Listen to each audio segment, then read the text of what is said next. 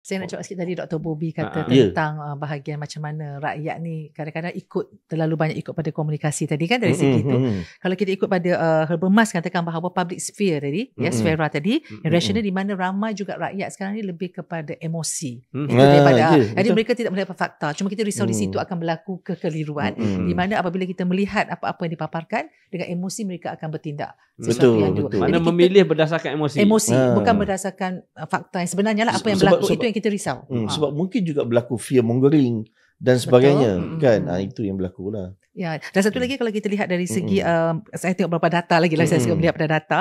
Kalau kita lihat dari segi literasi politik, ya, kalau ikut di 2022 daripada Medical Center keseluruhan di sini ya, di Malaysia, 34% saja yang tahu tentang literasi politik. Jadi kita masih kurang memahami. Dan kita buat kajian di UPNM juga baru-baru ini bersama dengan pelajar yang melihat bahawa bagaimana belia melihat dari segi politik tadi. Jadi banyak lagi yang saya rasa belum sampai kepada rakyat sebenarnya.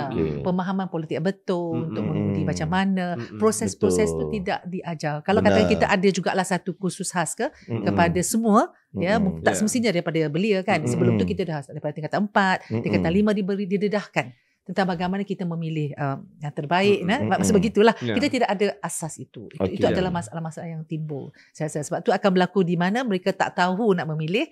Ada yang tak mahu keluar mengundi pun. Boleh tak saya cakap begitu? Ada yang kata saya tak nak keluar lah. Akhirnya dia akan beri kesan kepada demokrasi kita. Jessica. Jadi macam mana pelajar, adakah cukup dari segi umur tadi? Adakah memang mereka tahu nak memilih siapa ataupun mereka pilih je lah?